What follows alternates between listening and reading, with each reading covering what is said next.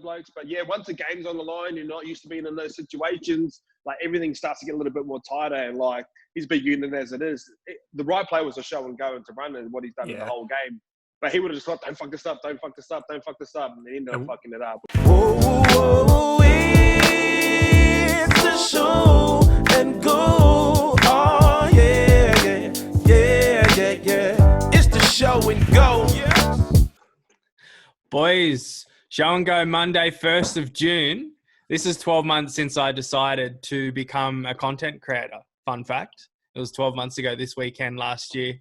Bumped into Normie and Chico up there in Byron. 12 months ago. Has that been... When did you start at YKTR? That was like first week of September, I think, late August. Shit, it's gone quick, eh? Did you bump into those boys? Is that what kind of got you rolling? None. This was just random. I was up in Byron Bay. He was trying to hang on. He was trying to hang on to the boys, and the boys told him to get lost. Yeah, brushed me. And you said, "Oh, come here, boy, come here." Nah, what's going on, boys? You had a mad weekend of footy, some fucking unreal games. How good was it? Which was your favourite game, boys? I'll launch off here, Ice. Do you want to guess which my favourite game was before I start? Canberra, Melbourne. Nah. It was a great week of footy, man. Like that couldn't have gone better in terms of you wanting to put your best product out there. We spoke about the boys would probably be a bit rusty. The first sort of few minutes of most games were a bit of a feeling out, but fuck, the physicality was there from the jump. They didn't look like they missed the crowd in terms of, wanting to innovate and move the ball. And these, I'm sure we'll get into it, but these new rules, sides like Canberra and Para who like to move the ball, they didn't even have to adjust. They just did what they normally do, and Manly as well with Tommy Trbojevic, who's a fucking piss take, but they didn't even have to adjust. They just played their natural game. And the sides that typically grind and, like Melbourne's and even the Roosters to an extent, like kind of took a while to figure out what the fuck was going on. Brisbane took 80 minutes to figure out what the fuck was going on. So it was an awesome weekend. Obviously, the pick of the week was the boys getting up, the fairy tale. But I tell you what's going to be, when the Patriots won the Super Bowl and Tom Brady's going, it's going to be a hell of a story. It's going to be a hell of a story. That's what Rog keeps on pumping the boys up. Like they're on the silence. He's going, it's going to be a hell of a story. Like they all love their NFL. So look, they were amazing. Record set completion, 43, I think, is the NRL record. Yeah, it was crazy. It was only with like 5 or 10 to go. They lost the set. That was like... it was the new boys. It was your boy. It was Murchie Ice. Murchie. Coughing it up. But so they were pretty much perfect. I mean, I was still, if you got to be critical, their last tackle option was a bit sort of, Blake Green was sort of just putting up these little half speckies, not really doing anything, but completing sets, man, grinding out wins. If that's the way they can kind of build into playing a bit more ad-lib footy, build it off the back of grinding, they'll be away, man. I think they're based over in Aussie like this, they're going to be a threat this year, man. So, yeah, I was all about it. I think, Ice, when we were watching it in the office Thursday night with it on mute, those repeat sets, we sort of weren't noticing them as much. But then when you had commentary on and they were pointing it out, you could really see the difference in how quicker the game was. And obviously we did pick up on it on Thursday, but like seeing the commentators point it out when you're not having a chat to somebody else, it's sort of, the pace of the game was just so much quicker, eh? I think it's the first time I've ever watched every game of football on the weekend. Like, obviously, had not too much to do, but I actually just really, really enjoyed the product. And obviously, with these new rules coming in, and shout out to Peter Vlandis for fucking executing this and putting it back. It couldn't have gone any better. Like Jackson said, it could not have gone any better. The way that the camera angles that are on the football games, it never really pans out to a wide shot, so you don't really notice that the crowd's not there. And like the quality of football, I thought will come into a diluted brand of football. It's probably some of the best football I've ever seen for like first round back, and every game was sort of entertaining. Obviously, there were some that are a lot better than others. Canberra and Melbourne were probably the standout. I did find that Warriors game and the Dragons game, they were still trying to play their old style. And like when I say old style, I mean the style that would have worked in round 2, where I think the style of football that's going to change right now is it's going to go back to sort of if you go early 2000s to like 2008, 9, 10, before Melbourne started to really dominate and everyone tried to copy their style of football. And you look at teams like Melbourne and Rabbitohs, and they do that. They get to a point and it's like block shape, and they've got these beautiful fucking set pieces. I think that style of football's gone. I think it's all front foot. It's very, very, very. When Andrew Johns and Darren Lockyer and Trent Barrett and that golden era of fucking 5'8", when they were at their best, it was just quick, fast, play the ball, and it's over the ad line, and you get the ball in your best players' hands, and they just pick the plays. So if you think about it, there wasn't too many wingers that scored over the weekend off the back of beautiful set shapes. It was kind of just two-year and three-year. And some of the best halves that dominated was probably Dylan Brown. He stood out from the start. But George Williams, he was probably the standout half across the whole round, because that's the style of football, up flat, fast. And there was a lot of criticism about him coming over here because he wasn't that type of half that we over cherish, that one that can organise and set up plays and get the team around the park. I don't think it's like that anymore. And the teams that can pick this up quicker and we've got a round of football to go off the back of, they're the ones that are going to dominate. And I feel like Raiders are the side. Only team that sort of had that sort of type of structure out the back that was really kind of working was Manly. And the thing I really like about Manly at the moment is their points of attack are always different. You look at certain sides and like, you could have said this about the Warriors back in the day. You're like, oh, the attack's coming from Sean Johnson. So, or I used to say this about Billy Slater, like wherever Billy Slater was, that's where the ball was going. With Manly, there's so many points of attack where they can get points off. Dylan Walker's very good 5'8" at the moment. Daly Sherry Evans is DCE. He does what he does. Trebojevic, probably the best passing forward in the game. Can hold the middle. Probably got the vision of a half. And then Turbo just finishes off. So I'm really liking Canberra, really liking Manly, and really liking Para at the moment. Penrith a little bit disappointing. Stoked for Newcastle boys, but I thought they would have rolled Newcastle, to be honest. Yeah, that was the game I was about to bring up next. Jackson, that 14-all draw. What on bit of an edge of your seat game for a Sunday. How good? Yeah, but I was praying that Big Texie was going to drop it on the left boot, and I mean that would have been such an epic story. And that fucking when he shaped the droppy and went left and Best, fuck that pass up to Edric. People saying Edric should have caught that. It was fucking back here. I was like, it should have been up in front of him. I think it was if that was in any other part of the game, and it wasn't like Bradman Best. Fucking shout out to him. He's a fucking tank. He's a Tightens fucking up, tank. Yeah, it's like a little fucking unit running over. What do you do when you're thinking like that? You're always going to fuck it up. He reminds me, do you remember, I don't know if you remember when Brenko Lee was coming through the junior systems and he was just fucking throwing blokes for a laugh? Like, that's what Bradman Best has been doing for the last, 2 years. Like, Brenko Lee's a bit of a, even Conrad Harrell to a lesser extent. Conrad was just not even fun to watch in 20s because it was like a man amongst boys. That's what Bradman Best has been doing. And people are just like, wait till this fucking kid gets in here. Similar to what David Fafita was doing. Like, everyone talks about watching David Fafita at school. The old asking for his birth certificate. Like, Bradman Best is a fucking weapon, man. Rookie of the year call. I don't know, man. I tell you who I fucking rated was Elise Katoa. I know that I'm a Warriors homer, so I was obviously watching that game. But Elise's only been playing rugby league for about a year, mate. Just over 18 months. So he was a schoolboy rugby product. They've come in. He literally did not know how to play league until they got him into preseason. Now he's a starting back rower, and they're pushing Tohu into the middle. And Tohu Harris is probably one of the best edge back rowers in the comp. So it shows you what kind of reps they got on this kid. Just touching back, I'm circling back a bit here to your point on George Williams. Playing that on the ad line thing, Canberra have two halves that do that now. They don't have the Cooper Cronk. They've got Jack Whiten, who's run first. They've got George Williams, who's run first. And that Chance try, I saw them break it down on Matty Johns. Like, the second Hodgson got a quick play of the ball and he looked right, Williams was like bang on his hip, ready to roll. Typically, it's no knock on Aiden Caesar or Sam Williams, but those other halfbacks that they've had, they would be sweet, quick play of the ball, looking to shift, looking to get deep, set up their shape, and get Williams is just like, give me the fucking ball, let's roll. And the Warriors, that's why they had success. Like, through Blake, they didn't have a lot of success, but every time Cody got the ball on the ad line, he was fucking smoking them through. Corey, even in the same game, the Dragons looked fucking pedestrian, but every time Corey got on the front foot, they actually started to look like they were doing something. I thought Mary summed up the Dragons' performance the best by saying they look like strangers out there. They literally look like they hadn't trained. I don't really know what's going on with the Dragons, but that playing on the front foot and playing on the ad line is it's going to be the difference, man. Canberra, the only thing knocking them is going to be the travel. We spoke about it on Friday. The 3-hour bus in and out every week is going to be tough, but fuck, they look good, man. Yeah, they look really good. But like you said, those teams that are trying to do those massive, St. George Dragons are one of them. Like, they'll do shape off a long percentage, and it'll be like Corey drop, and then like lead and out the back. Just slide now. It's just slow. It's just way too slow right now. And because the game's a lot faster, and because the game is the people that are running support lines, dropping under, leading, they're not as genuine right now because you need so many players within that shape to fucking run it, and they're tired. And you've seen the meters, everyone's meters were fucking through the roof.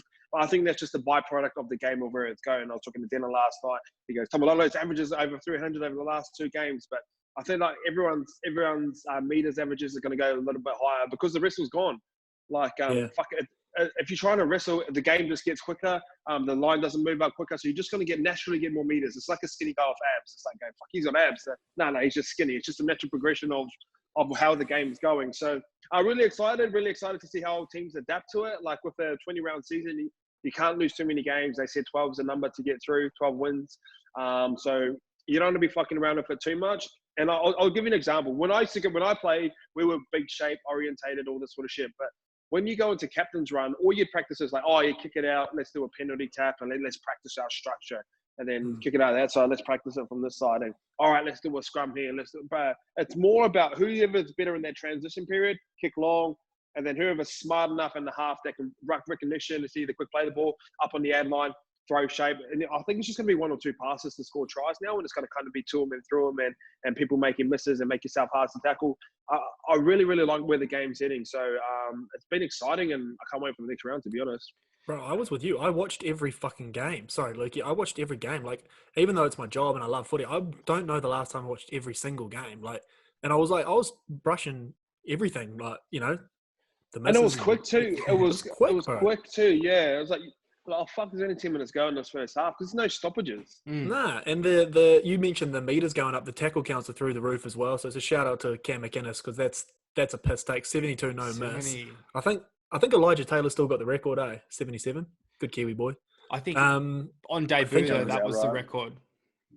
Oh, for Knights boy, Yeah. Yeah. No, Cam McInnes I think had 74 no misses as well in the Warriors game, something like that. He was stupid, but yeah, the padded stats.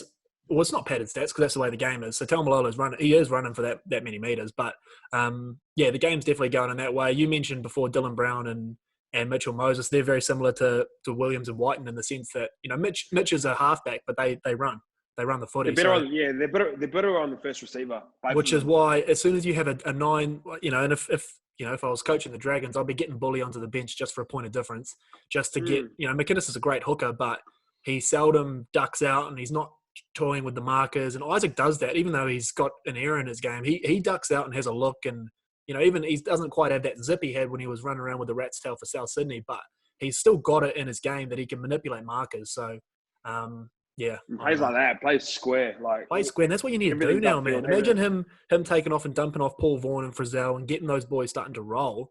Because the Dragons have so much strike, but they just don't get it because they're playing off the back of that deep, fucking boring shape. Like, you got to have Corey Norman playing on the front foot. You got to have Tyson Frizzell running when the team's going backwards. You got to have a hooker dunking out and having a Benny Hunt's one of the best running halves, and he's not running at the moment, and it's always off the back of such long shapes. I'll be playing off the middle of the field, looking up, who where's the mismatch, and just running. So I'll be interesting to see how everyone adapts on it because obviously I don't think anyone expected football to go like that. But yeah, someone's going to sort it out. One thing I did hear was they used to do this back in the day with Melbourne. So you can't wrestle on the ground, but what you do from when you make your first contact to when you're on the ground, that process is really slow. That's what I was going to say. I was going to say, did you see the Roosters? The Roosters almost did that. They were kind of about 20 minutes into the game, were kind of holding them up for ages. Yeah. And then as the ref was calling held, they were falling to the ground. And it was it was a way to not wrestle, so you're not giving away 6 again. But it was, I don't know if that's the Roosters' secret sort of already exposed, but they did that about 10 or 15 minutes into the game, quite noticeably. They were holding them up. Even when the Bunnies boys were trying to hit the deck, they were holding them up, ref would say held, they'd drop them.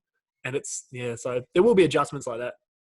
Yeah, it's like when you ever watch a drug dealing documentary, the drug dealers are always sort of one step ahead of the FBI or anyone that's trying to catch them, you know what I mean?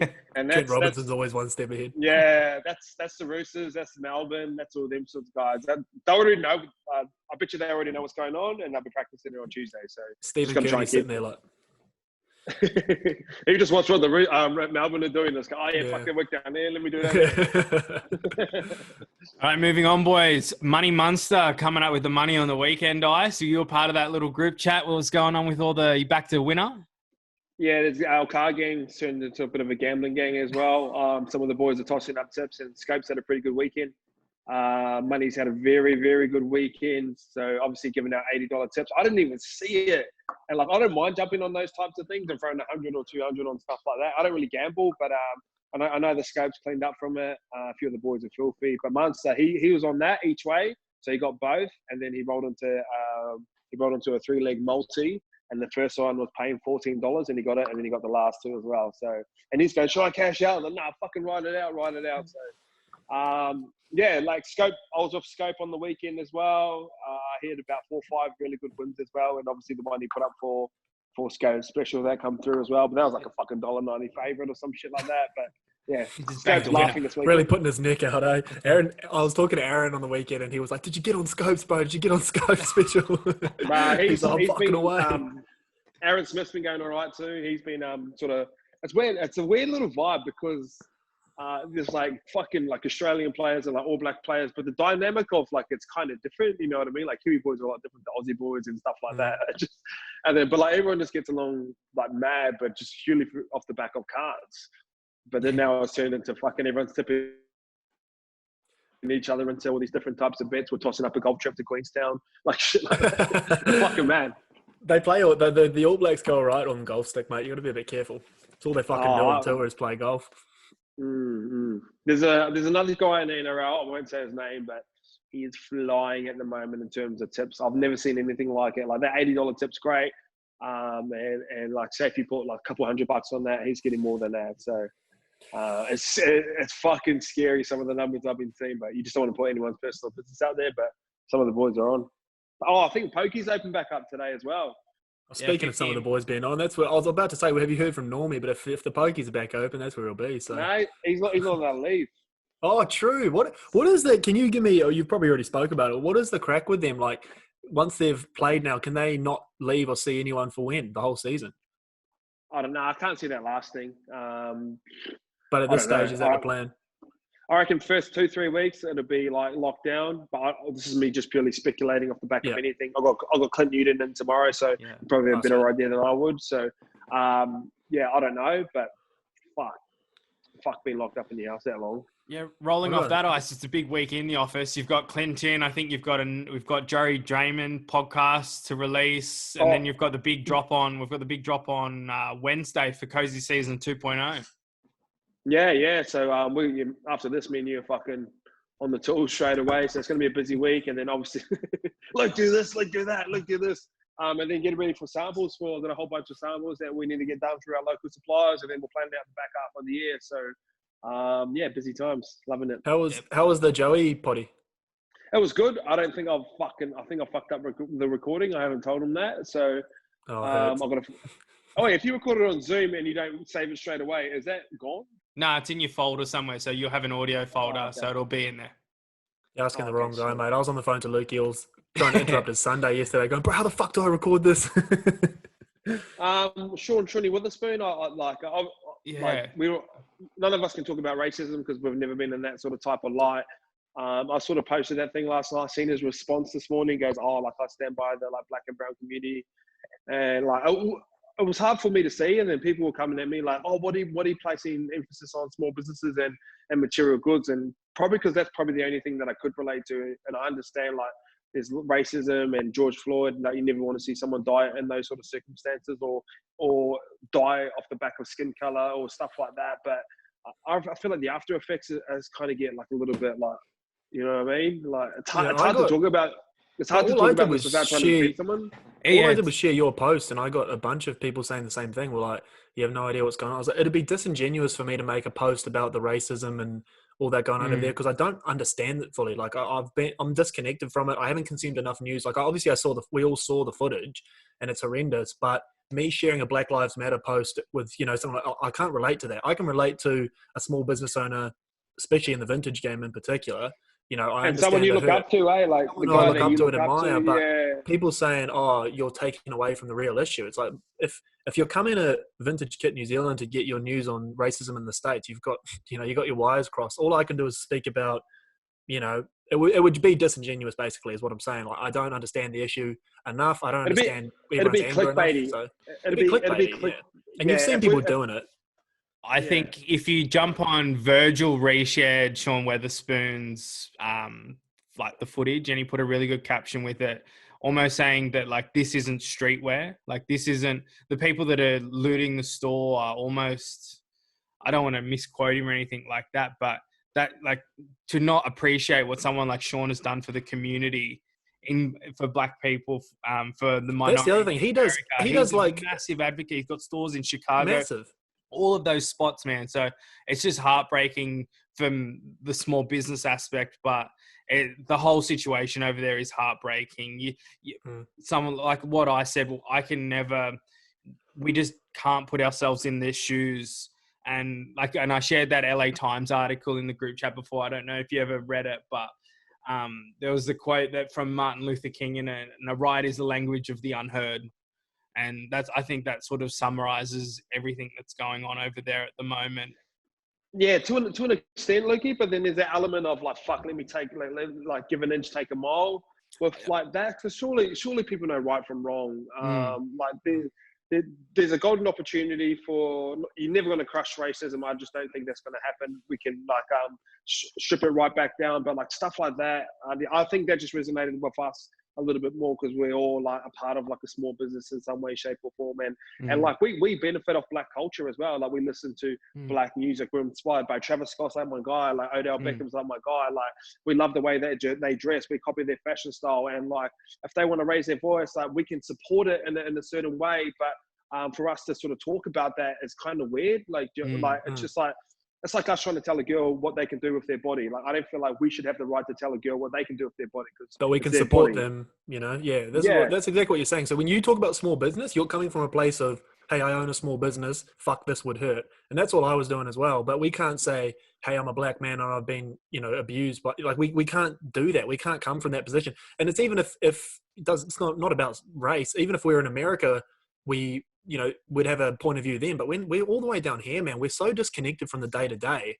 We can't comment on one horrific thing that's happened and act like we know what's going on over there. So I know there's a march today in Aotea Square, sort of in support or something like that. And a bunch of the boys are going to it. But again, I'm not going because I don't understand the issue fully. I haven't invested enough of my time in it. So I'm probably going to get flack for not going to that. But yeah, but like people saying like they're like you can't sit on the fence with this type of thing, and like I'm like I want racism to be gone, and I want any person that can just walk around and be who they want to be, like whatever your sexual preference is, like that's okay. Like, do you know what I mean? You can believe in whatever God you want to believe in or any religion you want to believe in. That's okay. Like I've got friends that are across multiple religions, and like we get along just fine.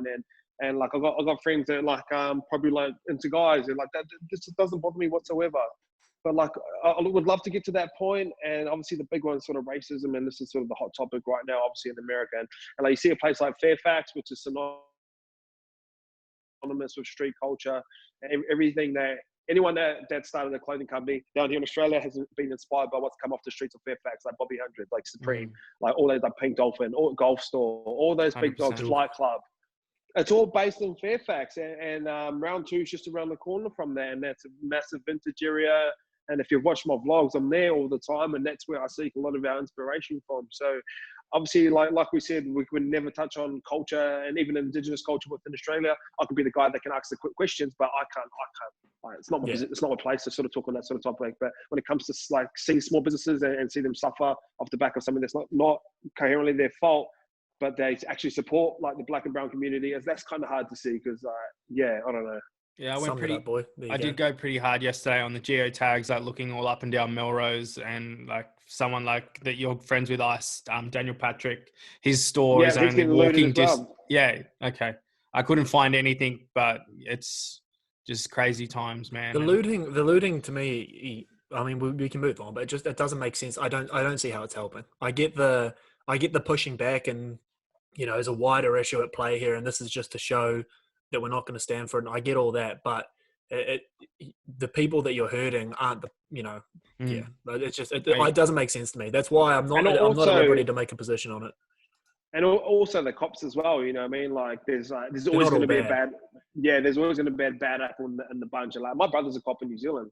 So like, and they're like, yeah. So like, and it's one of the hardest. So this is pretty funny. So when you finish police academy, like you can get sanctioned into like 3 different spots. Like South Auckland are like 2 of them, and Toke's the other one. Yeah. So those are the types of areas that they try and push cops to. So, but then like I see cops coming out and go, "Fuck, that was right. That wasn't right. That's murder. Like he should be going to jail. He should be doing life for that." Like me as a cop, like we had never been taught to do that. So it happens. It's the same thing with footy players, mate. One footy player makes a mistake. It's not the whole league. They're not all doing that on the weekend. They're not all, whatever the issue is, bashing the misses or whatever. That's not one person's actions doesn't speak to a whole group. So I'm with you, man. But yeah, on the cop thing, my mate was a cop. He's I don't even know why he did it. It was kind of like fell out of school, didn't know what to do, decided he was going to be a cop. He's smaller than me. Got put out in Henderson, 4 months later quit. So your brothers must be a pretty hard cookie. Speaking of cops, I got pulled over in front of the office and Ice just missed it. So that's another story. Not leaving the footy companion. Yeah, no, on the way to footy companion, got pulled over, pulled straight into the driveway where the office is, and Ice had just come in from his coffee. Would have been a good little giggle. Real content. He was rattled. Rattled too. Alrighty, boys. We'll wrap it up for today. And we'll see everyone on Wednesday. Catch you later. See you later.